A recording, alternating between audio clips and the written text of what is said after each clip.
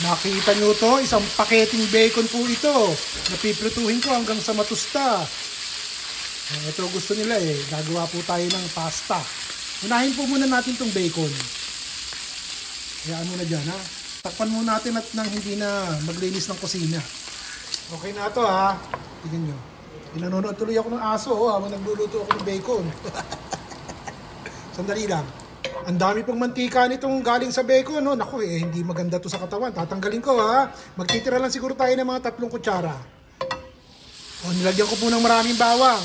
Konting mantika lang yan, galing sa bacon at saka po bawang. Nakita nyo po ito. Ito po ay pinagsamang tangkay ng talbos ng kamote at kangkong. Ilalagay po natin ha. Dahan-dahan muna. Okay, yan ang unang batch. Ilalagay ko na po itong susunod. Ayokong sabay-sabayan eh. Yan. Lutuin po natin yan. May pagkamatigas kasi ang tangkay ng kangkong eh. Hayaan nyo lumambot ha. At nang lutuin po natin ng sandali at lumambot-lambot ng konti. Yun po ang ibig kong sabihin. Nakikikusina lang po ako sa bahay ng kapatid ko ha. O, bubusan natin ng katitik na tubig. At baka matuyo. Haluin po natin. Takpan natin sandali at nang hayaan natin lumambot yung ating kangkong. Sandali nga. Lagyan nyo na po nito, isang chicken cube. Hayaan nating matunaw. Kung gusto nyo lang ha, pampalasa. Ganyan lang. Tignan nyo naman ha, kahit tangkay ng kangkong napapakinabangan. Para-paraan lamang. O, sige. Takpan po natin. O, sandali po. Papatisan ko na ha, na magkalasa. Konti lang. At maalat na po yung bacon. Konting paminta. Yan. Takpan po ulit natin. Takpan po natin. Sa pakiwari ko'y malambot na eh. Lalagyan ko po ng konting lemon juice o kaya kalamansi ha. Para merong alat asim factor tong ating niluluto. Okay, halo po na ng sandali ha. O lalagyan ko na po nito. Isang latang cream of mushroom. Tingnan nyo nga. Nakasama pa itong... Ito muna kayo. Ayan. Sige, halo po ng konti.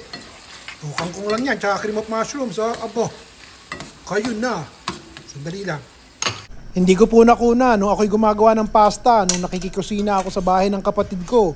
So ito po ay kuha dito sa aking kusina, sa aking bahay, dito sa Chicago. Para malaman nyo na ito ay inuulam sa pasta.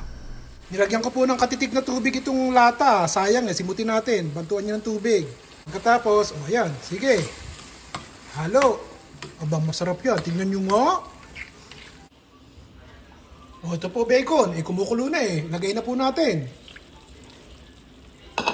O, haluin po natin ng konti. Aba. Hindi nagkausto. Nagkaige ang aking niluluto. Parinin na kayo.